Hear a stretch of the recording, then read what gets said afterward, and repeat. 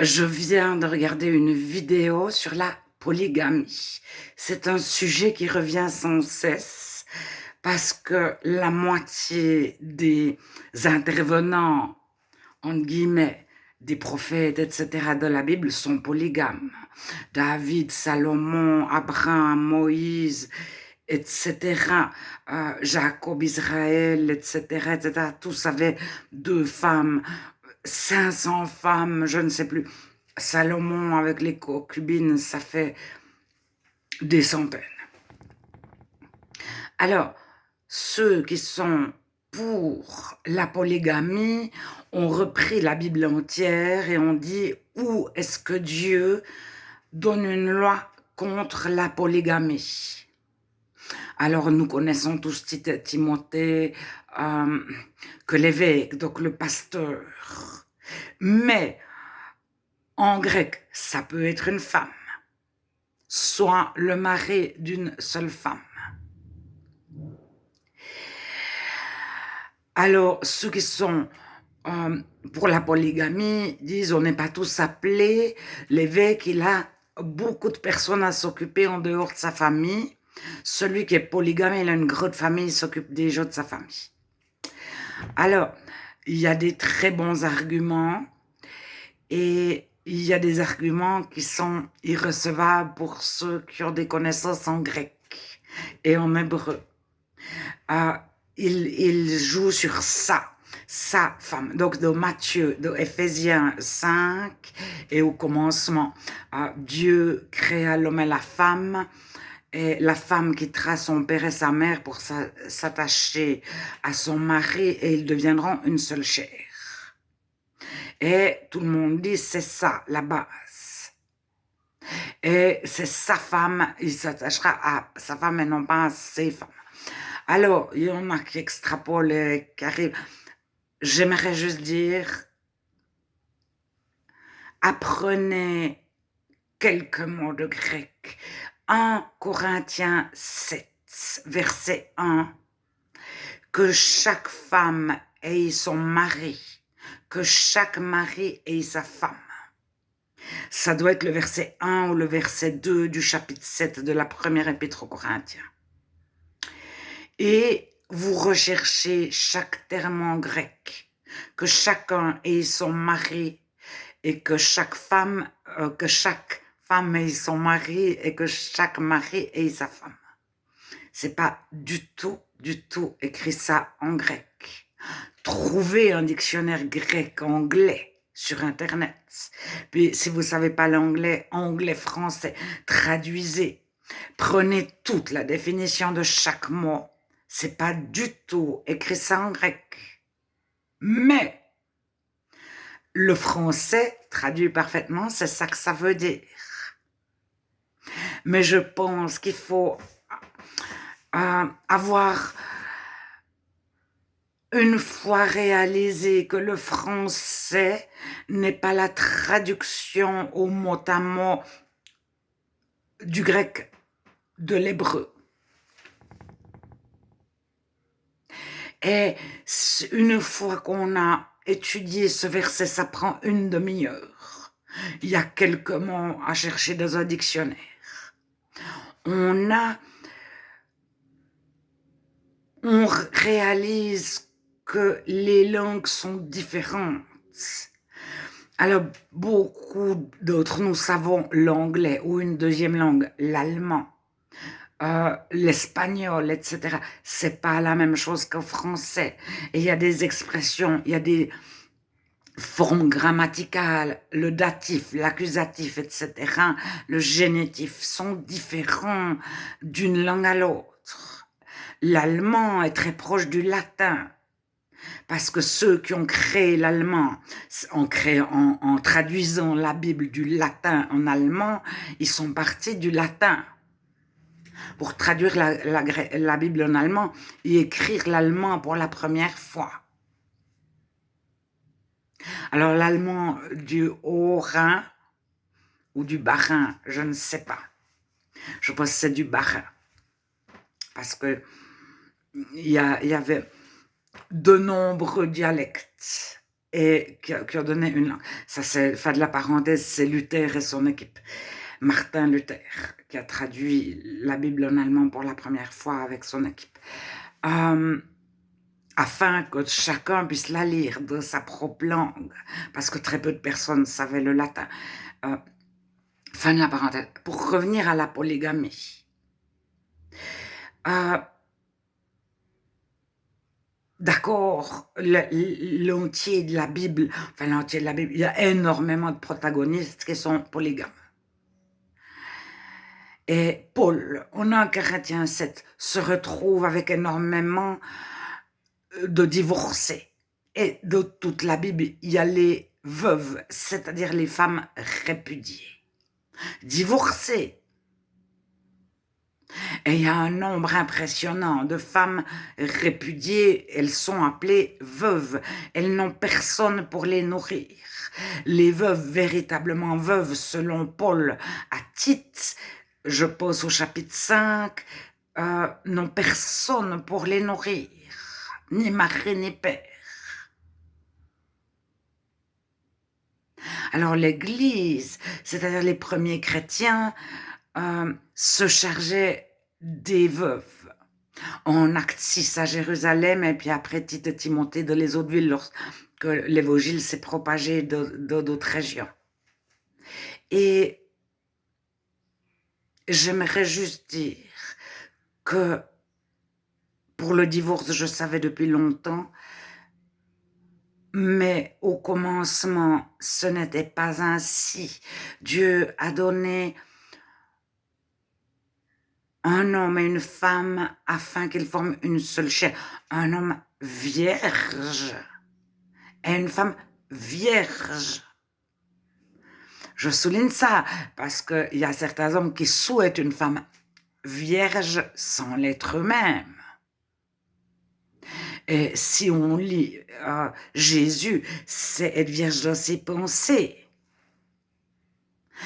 Le chrétien qui se marie à 17 ans, ou le juif, qui n'a jamais imaginé faire l'amour, jamais imaginé de sa tête. Il est vierge, vierge, vierge. Son prépuce n'est pas décollé.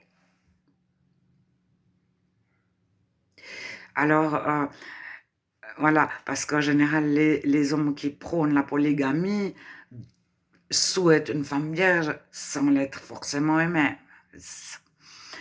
Bon. Alors, dans la Bible, c'est Dieu deux vierges. Si la femme est vierge, l'homme l'est aussi. C'est un tout petit peu logique. Alors, au commencement, Jésus dira, il n'en était pas ainsi. Dieu vous a permis de divorcer à cause de la dureté de votre cœur. Et la première loi, c'est les femmes qui peuvent partir si le mari trouve une nouvelle femme plus jolie, plus jeune, etc. et qui délaisse la première femme sur le plan sexuel, matériel, qui la nourrit moins bien, etc., elle peut le quitter. C'est Moïse, c'est Exode 21, 10 et 11. Mais au commencement, l'idéal de Dieu, c'était qu'un homme vierge et une femme vierge se marient et restent ensemble pour la vie. Et puis, on s'aime profondément. Ne pense pas même à souhaiter quitter son mari tellement c'est extraordinaire de vivre avec lui. Ou à quitter sa femme parce que c'est tellement extraordinaire de vivre avec elle. Ça, c'est la base. Alors, pour la polygamie, j'avais demandé à Dieu de voler. Enfin, j'ai demandé hier de voir la vidéo. Parce que j'avais des arguments. Je suis une femme, j'avais des arguments de femme. Je suis européenne, etc., etc. Et j'ai dit, et toi, Dieu? Et sa réponse, c'est comme pour le divorce. Au commencement, il n'en était pas ainsi, mais à cause de la dureté de vos cœurs. Alors, il y a même une loi dans la Bible pour la polygamie, c'est après une guerre, quand il n'y a plus d'hommes, il y a des tas de femmes seules, parce qu'ils sont tous morts à la guerre. Et il y avait l'obligation pour les frères de marier, de prendre en charge, de nourrir les femmes de leurs frères décédés. Et si quelqu'un était mort, son frère prenait sa femme. Il en avait la charge parce qu'elle n'aurait pas pu se nourrir toute seule. Pourquoi? Parce que vous prenez Déborah, qui était juge, qui était chef de guerre, qui était un chef militaire, qui était un prophète. Déborah se nourrissait toute seule. Elle n'avait pas besoin d'un homme pour la nourrir. Alors, il faut bien voir qu'il y a des époques de la Bible et on ne peut pas dire qu'il y a les patriarches, que l'Ancien Testament est l'homme patriarche. Il y a aussi des matriarches et il y a des époques différentes d'autres. Et vous retrouvez des femmes comme Oholibama et Timnan qui sont chefs de tribu. Et elles ne sont pas relevées, mais il est relevé toujours les 12, comme si c'était toute la Bible était sous ce prisme-là.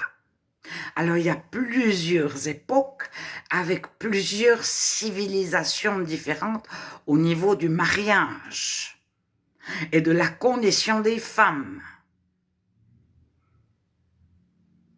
et des enfants. Et des fois, les femmes sont chefs de famille autant que les hommes, et des fois pas.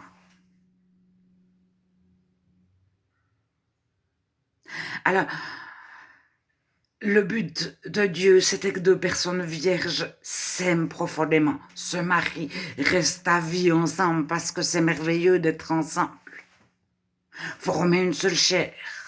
Mais à cause de la dureté du cœur de l'homme, Dieu a permis le divorce parce qu'il s'est dit, au lieu de vivre deux personnes qui se haïssent, qui se font des coups bas, qui se mentent, qui se trahissent, etc.,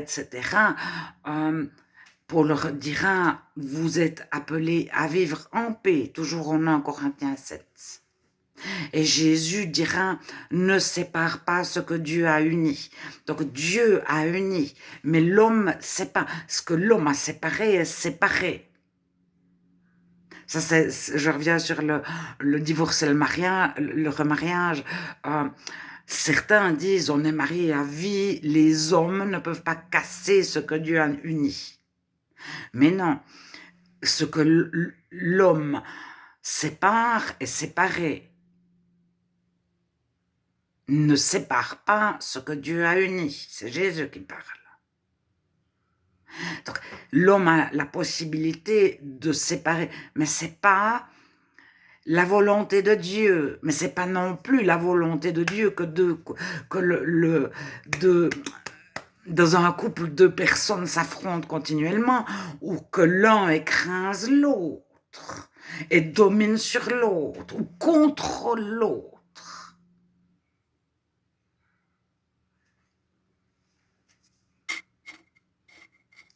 Voilà, je crois que j'ai tout dit sur la polygamie.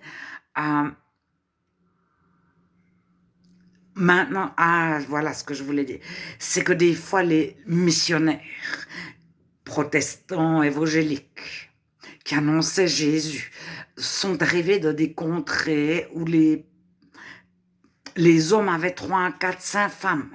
Et ils leur ont dit, vous ne pouvez pas être marié avec 4, 5 femmes, vous devez en garder qu'une, puis renvoyer toutes les autres. Ça veut dire qu'il y avait 3 ou 4 ou 2 femmes qui se retrouvaient presque à la rue ou à la rue. Ça dépend comment elles avaient la possibilité de gagner leur vie, avec leurs enfants ou pas.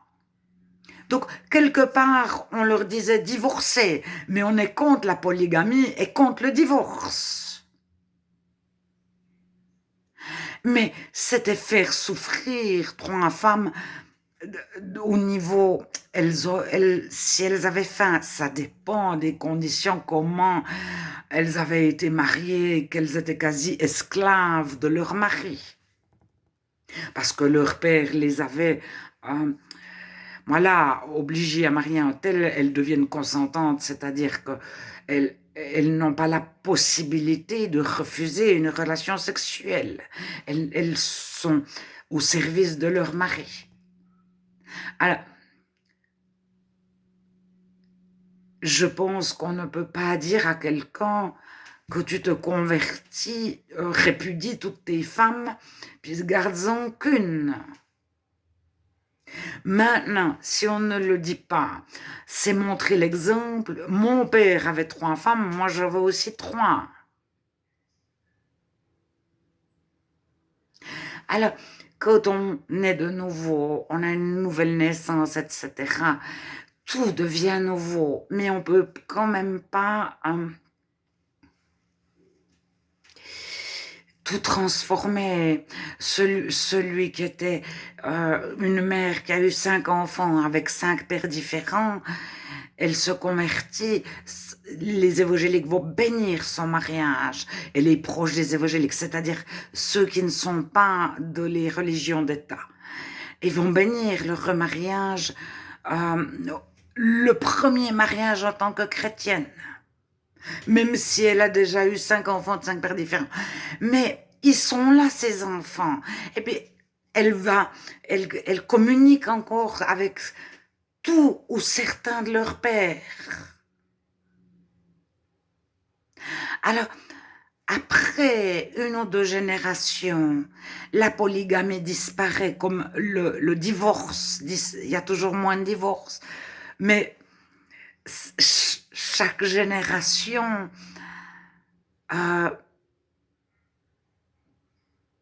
doit devenir chrétienne pour elle-même. Chacun. On ne peut pas être chrétien parce que nos parents l'étaient. Mais enfin,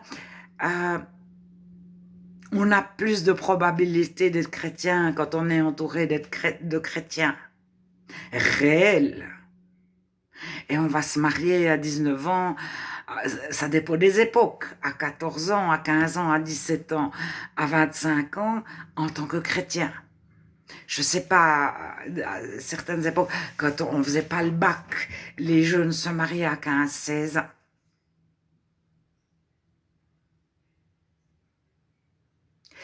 Alors, je pense que ce qu'il faut retenir, c'est au commencement, il n'en était pas ainsi. Que chacun quitte ses parents et forme une seule chair. Ça, c'est là-bas, mais en s'aimant profondément. Alors, 2 personnes vierges de leur pensée et de leur cœur, qui ne trompent pas leur conjoint, pas même en pensée, pendant 80 ans. Est-ce que ça existe? Alors, comme c'était totalement inaccessible aux non-chrétiens, ça a été considéré comme un conte de fées, un idéal inatteignable, etc. Voilà, mais je pense que c'est quand même l'idéal du chrétien, c'est-à-dire c'est la volonté de Dieu pour chacun. Maintenant, le chrétien n'a pas pour but de faire la volonté de Dieu aux non-chrétiens ou de donner des directives chrétiennes aux non-chrétiens. Sauf, va à Dieu, convertis-toi, deviens chrétien, Dieu te donnera ses lois dans ton cœur et il te montrera ce que tu dois faire, penser, dire, etc.